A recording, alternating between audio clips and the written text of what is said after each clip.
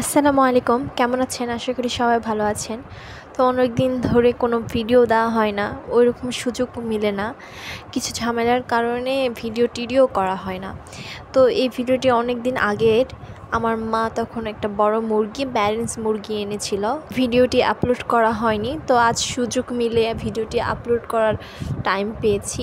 আজকাল পেজে ওইরকম সময় দেওয়া হয় না। তো মুরগি সুন্দর করে কেটে নিয়েছি, নিয়ে ধুয়ে টুয়ে প্রেশার কুকারে উঠাই দিয়েছি। তারপর আমরা পেঁয়াজ কুচি দিয়ে দিয়েছি। এরপর এখানে মরিচ কুচি করিনি, এখানে বড় বড় করে মরিচ দিয়ে দিয়েছি, কাঁচা মরিচ। এরপর বাটা মশলা দিয়েছি, এখানে রসুন বাটা, পেঁয়াজ বাটা, আদা বাটা দেওয়া আছে। তারপর বিভিন্ন রকম ফল দেওয়া হয়েছে। এরপর এখানে গুঁড়া মরিচ, হলুদ, এরপর পরিমাণ মতো লবণ দিয়ে দিয়েছি।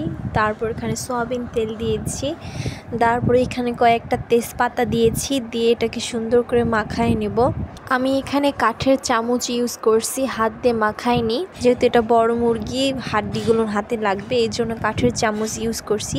পেজে সময় দিতে হয়, ভিডিও করতে হয়, এই সময়টাই হচ্ছিল না। আমার পেজটা অনেকটাই ডাউন হয়ে গিয়েছে। তো ভাবলাম অনেক দিন আগের তো ভিডিও আছে, আজই না হয় ছাড়া হোক। তো আমি এরপর এখানে দিয়েছি বাটা মরিচ, এটা দিলে আর একটু টেস্ট হয়। বাটা মরিচ এটা ডিপে ছিল, ওখান থেকে বের করে দিয়ে দিয়েছি। তারপর সুন্দর করে আবার মাখায় নিয়ে ওখানে পরিমাণ মতো পানি দিয়ে প্রেশার কুকারের ঢাকনাটা সুন্দর করে লাগাই দিছি। দিয়ে এটাকে আমি সিটি দিয়ে নিয়েছি। যেহেতু বড় মুরগি, এটা একটু সিদ্ধ হতে টাইম লাগবে, এই জন্য প্রেশার কুকারটা ইউজ করা। আপনারা কারা কারা প্যারেন্টস মুরগি খান আমাকে অবশ্যই জানাবেন। আমার মা এটা খুবই পছন্দ করে, এই জন্য নিয়ে এসেছিল, বলছিল যে তুমি ভিডিও করবা, আমি কাটবো, রান্না করব, তুমি ভিডিও করবা। এই সুবাদে এই জিনিসটা করেছি। মাংস সিদ্ধ হয়ে যাওয়ার পর আমরা অন্য একটি কড়াই ঢেলে নিয়েছি, ভালো করে, মানে নাড়তে চাড়তে সুবিধা হবে এই কারণে। তারপর সুন্দর করে এটাকে ভালো করে নেড়ে চেড়ে যখন সম্পূর্ণভাবে কষানো হয়ে যাবে, এখানে পরিমাণ মতো আবার পানি ঢেলে দেব। এই পানি দেওয়াটা স্কিপ হয়ে গিয়েছে, আপনারা বুঝে নেবেন, একটু ঝোলঝোল টাইপের করেছি।